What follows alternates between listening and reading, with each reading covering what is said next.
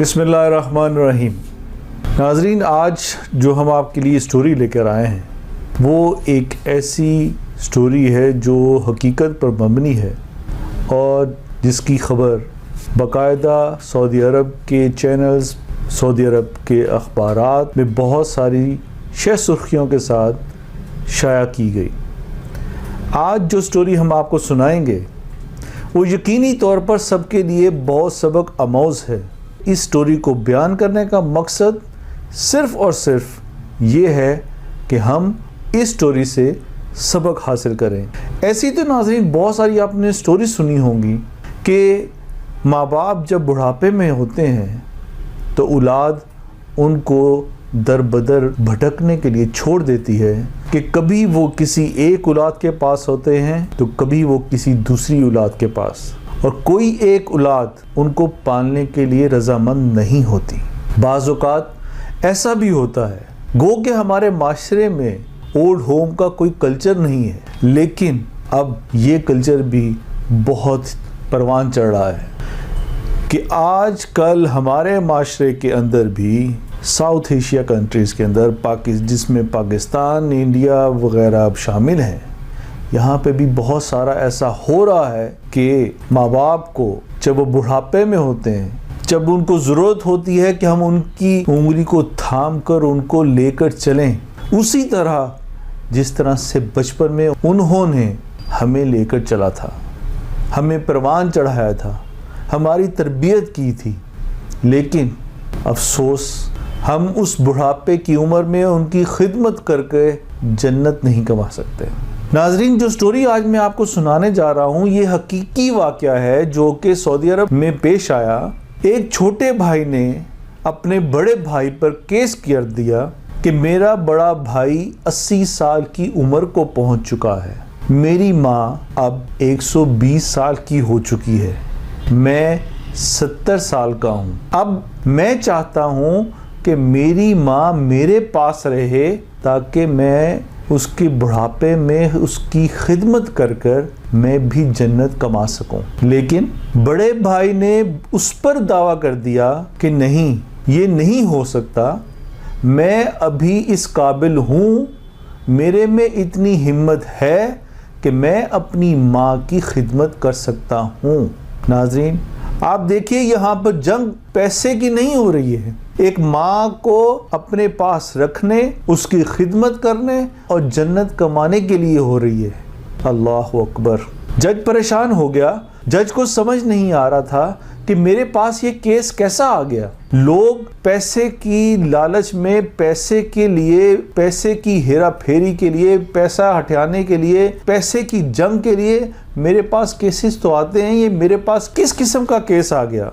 जज ने सोचा क्यों ना मैं इनकी माँ से पूछूं कि वो किस बच्चे के साथ रहना चाहती है। बड़े बेटे ने जवाब दिया जज साहब को कि अगर मेरी जितनी अरसा मैंने अपनी माँ को अपने पास रखा है उस तमाम अरसे में एक दिन, एक घंटा, एक लम्हा भी मुझसे अगर कहीं कोताही हुई तो मैं अपनी माँ को खुशी से अपने छोटे भाई के साथ रुखसत कर दूंगा।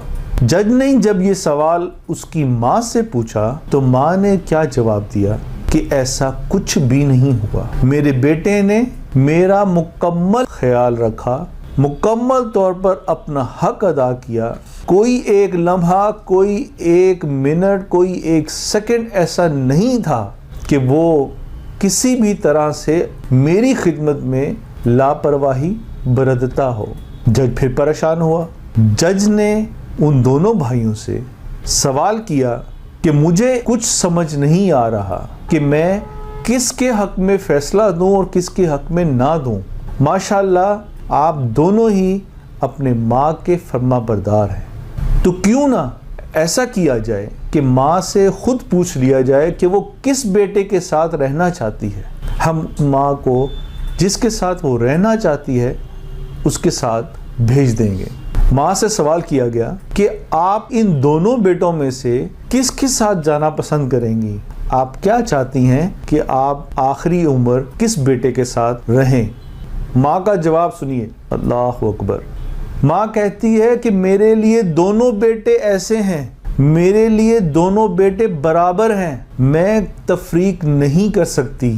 दोनों बेटे मेरी इज्जत करते हैं, मेरा ख्याल करते हैं, मुझे पूछते हैं, मुझे किसी भी तरह से किसी बेटे से कोई शिकायत नहीं। जज फिर परेशान हो गया।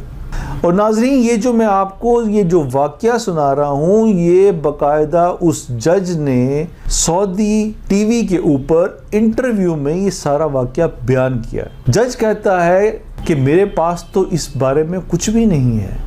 माँ कहती है मुझे इन दोनों बेटों में कोई भी फर्क नहीं है, दोनों बेटे मेरे लिए बराबर हैं। आप जज साहब पे छोड़ती है कि आप जो फैसला करेंगे मैं वो कबूल करूँगी। जज साहब बहुत परेशानी के आलम में फैसला करते हैं कि चूँकि बड़ा भाई 80 साल की उम्र को पहुँच चुका है और ये वो उम्र है कि आप इस उम्र में ज़ईफ़ हो जाते हैं, आपके अंदर वो ताकत नहीं रहती जो आपकी जवानी के वक्त पर होती है।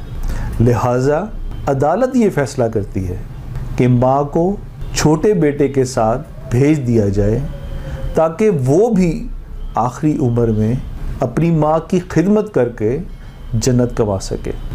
सुभान अल्लाह। नाजरीन, ये वाक़या एक तरबियत की मिसाल है, ऐसी तरबियत जो माँ ने की अपनी औलाद की कि आखिरी उम्र में उसका बुढ़ापा कितना खुशगवार हो गया।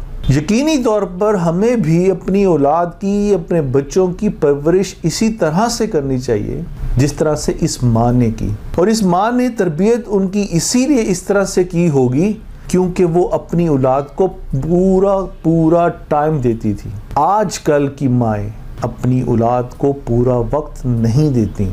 उनको तरबियत का जो वक्त मिलना चाहिए बच्चों को, वो वक्त किसी और तरफ सर्फ हो रहा होता है। इसी वजह से बच्चों की तरबियत नहीं हो रही जो होनी चाहिए थी।